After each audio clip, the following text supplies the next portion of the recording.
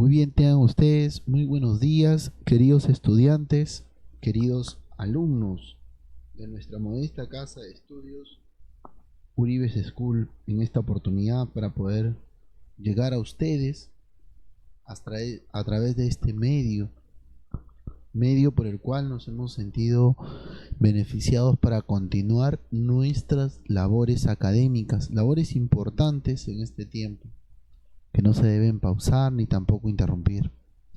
Desde ya saludo y felicito al padre de familia comprometido con la educación y formación de su niño. Gracias a esa preocupación, a esa responsabilidad, a la cual nos sumamos como profesores y sobre todo como institución educativa. Decirles, queridos alumnos, que también los felicito a ustedes porque son ustedes prácticamente los protagonistas de toda esta labor académica que todos realizamos. Y digo todos porque estamos involucrados dentro del aprendizaje significativo y eso es muy importante. Ustedes también están dando todo de sí, están poniendo de su parte para poder continuar con ese aprendizaje.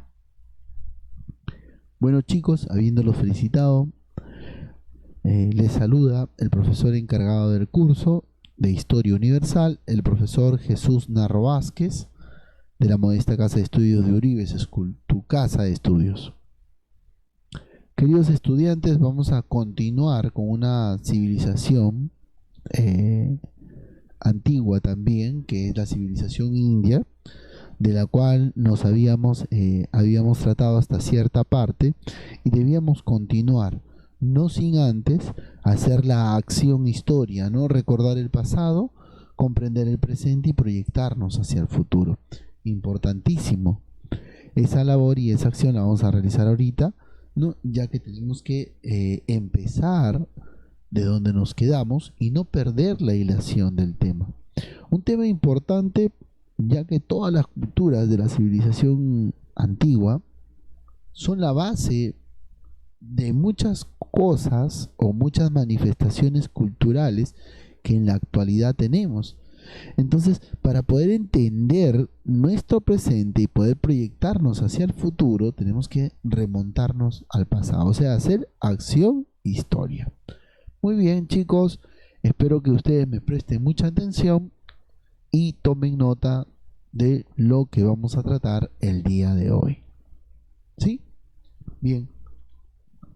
La clase pasada, la clase en Zoom que tuvimos, estábamos hablando de la ubicación geográfica y en dónde exactamente se desarrolló esta civilización.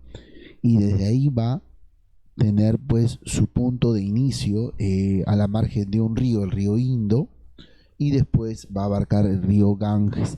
Es prácticamente el territorio de lo que hoy en día se conoce como Pakistán, ¿no? Y un espacio también de lo que hoy en día es India. Desde ahí va a partir esa influencia importante porque va a influenciar tanto a China, el territorio pakistaní y también la India. Y va a formarse gracias a un proceso histórico espectacular, que va a haber un proceso histórico donde va a haber gobernantes e imperios formados, claro, ¿no? Ya que este territorio se va a usar muchísimo la metalurgia, el acero, el arma, la armadura, la guerra, las batallas. Entonces va a estar bien marcado va a estar bien marcado un proceso histórico para esta civilización. Asimismo decíamos pues y conocíamos, hablábamos cómo se va a desarrollar en esta península de la India esta gran civilización. También hemos hablado acerca de la evolución histórica, ¿no? La evolución histórica de cómo pues fue forjándose toda una civilización y sobre todo un imperio, ¿no? Y llegar a expandir su territorio, abarcar muchos espacios a través del comportamiento. Entonces hay toda una cultura mística en cuanto a evolución y proceso histórico, viendo desde la parte de cómo se van formando o cómo se formó las sociedades de la India. Ahora, en base a una organización social marcada, ¿no? Como que hablábamos en la clase pasada, ¿no? Que van a estar los brahmanes, ¿no? Estos religiosos son los que dictan la religión y tienen el conocimiento, la educación de las ciencias. Las chatrias, que son los guerreros y los gobernantes, los vaisías, ¿no? Los comerciantes artesanos, ¿no? Y claro, marcado las sudras con las patrias, las diferencias que hay entre un esclavo y aquellos que eran de, como se dice, excluidos del territorio de la India, los intocables, los impuros, los dedicados a las labores de limpieza. Era tanta la humillación de ver a una persona haciendo labores de limpieza y era fácil de reconocer pues el grado que tenía, por mucho, por muy debajo de los esclavos. Una pirámide social marcada, veníamos hablando de la clase anterior, importantísima, como también aquellos aspectos que dan la estructura de la economía, la solidez de los estados, que va a ser el aspecto económico, ¿no? Da de una cierta forma, el estado da la solidez, o sea, la estructura vertebral de un estado.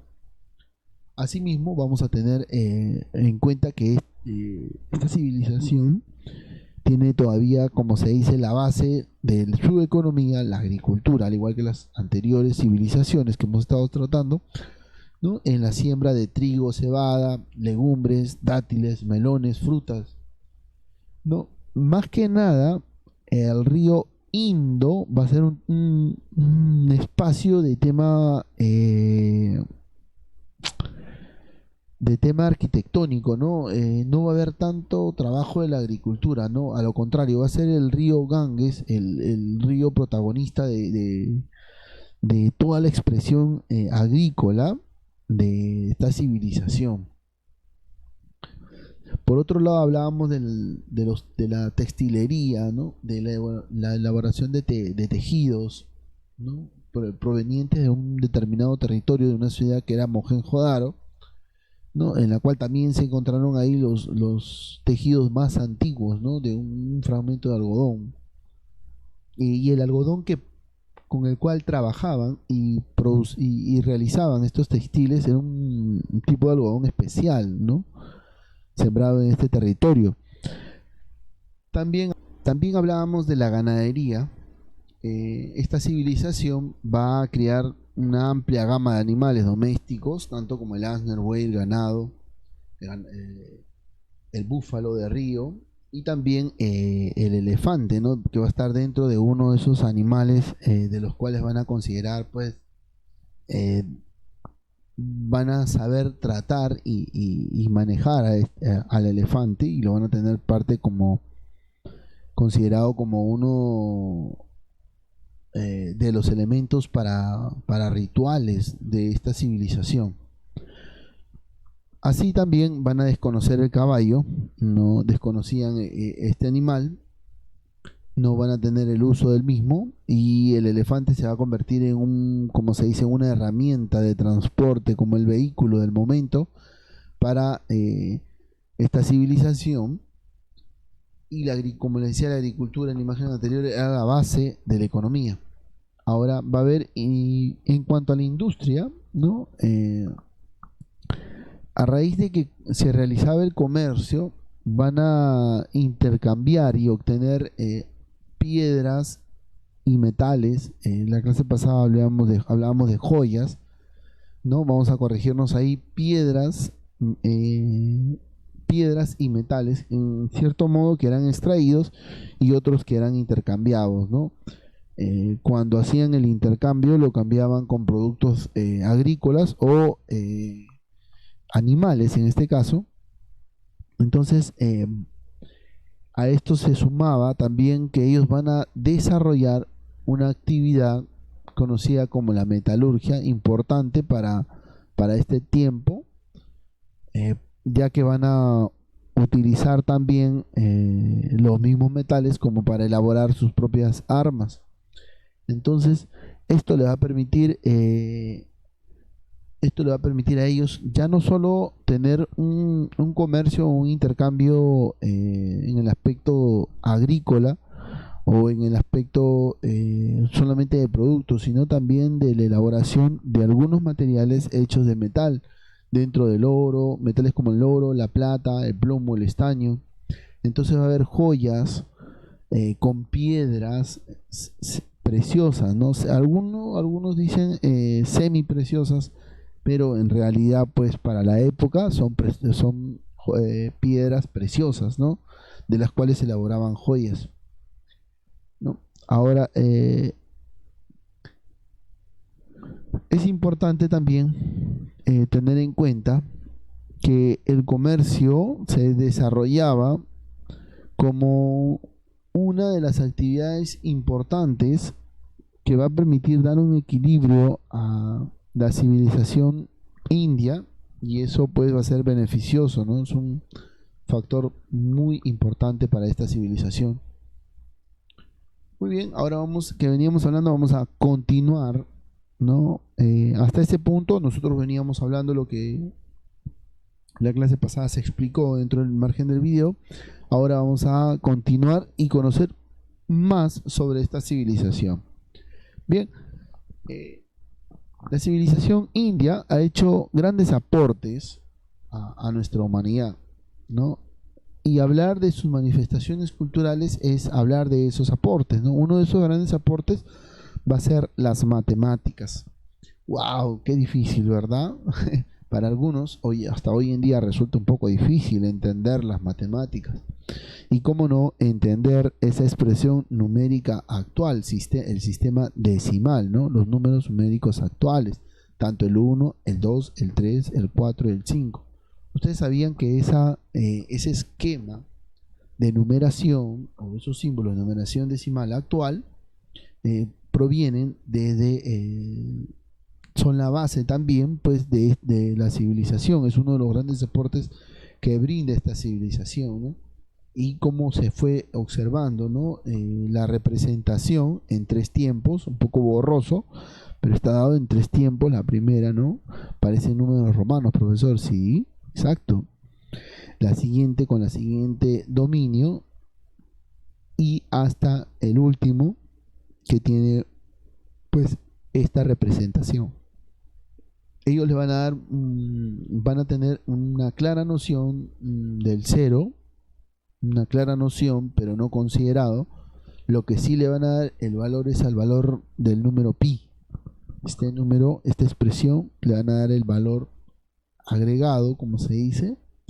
Entonces tenemos una expresión importantísima, una manifestación cultural importante, de la cual ha venido ha perdurado hasta la actualidad. También se le atribuye la invención del ajedrez, aunque algunos historiadores, investigadores también dicen de que no, de que se le atribuye a un emperador chino, en el cual pues hay toda una mística, ¿no? Recuerden ustedes dos puntos básicos, ¿no? El ajedrez fue una de las actividades persas y a la vez también de la India. Otros dicen que fue una invención china, como les decía, a raíz de un emperador que empezó a tramar una estrategia de guerra en ese tablero. Entonces, damos el aporte como tal porque la gran mayoría de los historiadores coinciden de que es una invención de esta civilización, y que era la base de la educación, y que también tanto los persas copiaron este tipo de educación. O sea, estaban dentro de la formación educativa importantísima. El ajedrez hoy en día es un juego muy importante, ayuda a desarrollar diferentes aspectos, diferentes, como se dice, habilidades cognitivas, y de la cual es un juego de mesa, ¿no? Competitivo. Hoy en día hay peruanos, los hermanos Coris nos representan, son los campeones mundiales en ajedrez. Entonces, un pedacito para poder compartir cuál es el origen de uno de esos aportes importantes para la humanidad, ¿no? En este caso, como les decía, la metalurgia también va a ser una de las actividades, una de las expresiones, una de las manifestaciones culturales de esta civilización. Van a elaborar armaduras, o las van a confeccionar, armaduras de bronce. Las armas también van a ser de bronce, pero va a haber todo un trabajo, ¿no? Todo un trabajo metalúrgico especializado y importante para la época. Tenemos una imagen de cómo debió lucir en vivo o en vida un guerrero indo, o un guerrero de civilización india, y al costado tenemos su arma, ¿no? Y prácticamente cómo fue modelándose y cómo fue cambiándose esta armadura de bronce. Otro punto importante va a ser la medicina. El territorio de la India va a ser un territorio altamente poblado también por diferentes tipos de serpiente. Y el 90% de los casos de muerte va a ser gracias a estos animalitos rastreros. Una de esas responsables de esa cantidad de muertes va a ser la nanja nanja, una víbora, una serpiente hermana de la cobra, con características bien marcadas, ¿no? Entonces, hoy en día hay un hombre responsable, el cazador de víboras se le conoce por haber cazado 220.000 serpientes, ¿no? Y que prácticamente es considerado toda una leyenda de cazar serpientes. Entonces, ante la mordedura de estas serpientes, ellos han ido, como se dice, buscando el antídoto, la cura, ¿no? Y han encontrado, ¿no? A diferencia de otros países que cuesta mucho entender o encontrar la vacuna o el antídoto para darle, como se dice, contrarrestar el veneno de una de estas serpientes, que es un veneno mortal. Y esto le va a permitir a ellos también, pues, realizar cirugía, la extracción de cálculos de las vesículas y suturas intestinales. Entonces estamos hablando de una civilización que, como se dice, ha ido evolucionando a raíz de lo que su entorno le ha estado presentando, ¿no? La mordedura de serpiente, algunas situaciones con la vesícula, con los intestinos, y esto prácticamente le ha permitido y los ha motivado a desarrollar todo un sistema de medicina. Bien, otro punto importante del cual vamos a hablar es acerca de las religiones. Una de esas religiones va a ser el brahmanismo, ¿no? Este brahmanismo ligado al tema de las castas, ligado al tema de la organización social, prácticamente en base a esa pirámide social es que también los dioses van a tener lo mismo, ¿no? Uno de sus dioses principales fue Brahma. Este dios Brahma va a ser el creador del mundo, el creador de las cosas. Después va a venir Shiva y Vishnu dentro de los dioses secundarios, ¿no? Al lado de él, ¿no? En este territorio Shiva, y por acá, en este lado de acá, Vishnu, ¿no? Y el brahmanismo va a ser una religión que va a ser una de las primeras que va a dominar este territorio y de las cuales va a ser importante. Les decía yo en la clase pasada que la India, hasta la actualidad, son muy organizados para el tema de la religión, elaborar un día, un momento, una hora, cualquier acontecimiento, cualquier fenómeno que pase, ellos tienen la representación rápida de quién es ese Dios o quién está tratando de manifestarse, ¿no? Son rápidos en manifestarse. Como le decía, hace poco han puesto la diosa Corona, y imagínense, para la época, para el momento, para la situación. Otra religión va a ser el budismo. El budismo va a ser creado por Siddhartha Gautama, Buda, el cual va a influenciar a otros territorios importantísimos como la China, ¿no? Y a él se le va a considerar como el iluminado, ¿no? ¿Qué pasaba con Siddhartha Gautama. Ustedes se acordarán de repente quizás de que en los hebreos había un momento que tenían que irse al monte y estar a solas. En el caso de él también él se fue a un monte y estuvo, como se dice, por horas en meditación y por días en meditación. Y esta creencia, esta religión, uno de las bases de esta religión es que rechaza la violencia y permite pues como se dice tener una disciplina de comportamiento, y creen que prácticamente en esta disciplina, en esta como se dice expresión, va a haber una reencarnación. Entonces creía mucho de que Buda se reencarnaba a su vez en otro, ¿no? Volvía a empezar su vida, ¿no? O sea, y muchos buscaban esa representación, la reencarnación de Buda.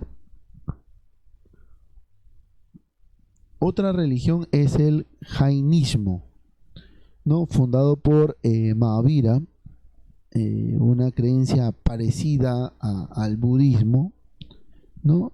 Pero basada en que la salvación depende mucho del esfuerzo personal. Entonces a él rechazaba un sistema de castas y entraron a una confrontación, ¿no? Al rechazar esta situación de las castas, a él se le va a atribuir algunos rituales prácticamente de sacrificios, que algunos, como las otras religiones, no lo van a ver y no les va a parecer. Entonces está marcado, pero se marcó dentro de la sociedad como una religión, que el jainismo, ¿no? Muy diferente al budismo y al brahmanismo, muy diferente, bien marcado su propio perfil, su propio camino, pero que va a estar en contra del comportamiento de una y las acciones de la otra. Otra religión va a ser el hinduismo, base hasta la actualidad, base también de la India, este territorio. Es la religión mayoritaria en la India, tiene el 75% de la población practica el hinduismo. Esta se diferencia del brahmanismo y nutre al vedismo, ¿no? Esta creencia de la reencarnación y el karma, ¿no? Hay mucha creencia en este territorio acerca de la reencarnación, que viene a partir desde Buda, y que también pues el hinduismo lo va a aplicar. La creencia de que sus dioses se reencarnan en humanos y para salvarlos, para liderarlos, y de los cuales pues hay infinidades de novelas, de películas que han representado han representado esta religión, ¿no? Que es el hinduismo, ¿no? Importante. Otro punto importante es que creen mucho sobre el karma. El karma prácticamente que influye dentro del comportamiento de las vidas, de la vida, el comportamiento de lo que uno vaya a realizar o desarrollar. Así tenemos los dioses brahmanes e hinduistas, ¿no? Vishnu, protector del mundo; Shiva, el dios destructor; y Brahma, creador del mundo. Importante, ¿no? Entonces vamos a tener la estructura básica, y ojo, pregunta de examen también, así que observen muy bien, y es necesario que también lo tengan representado en su cuaderno, queridos alumnos. Vamos a llegar a la conclusión de esta civilización importante. La civilización india fue la madre de tres grandes religiones conocidas, con estilos arquitectónicos y prácticamente una influencia importante dentro de la sociedad. Las manifestaciones culturales que hasta la actualidad tenemos por parte de esta civilización, y también entender que es uno de los grandes pilares del mundo actual. importante esta civilización de la India. Bueno, queridos estudiantes, queridos alumnos, espero que les haya gustado la clase. Nos vemos en la próxima. Mil disculpas por algún de repente desperfecto o alguna huella. Y ya nos estaremos comunicando. Muchas gracias. Que tengan un buen día.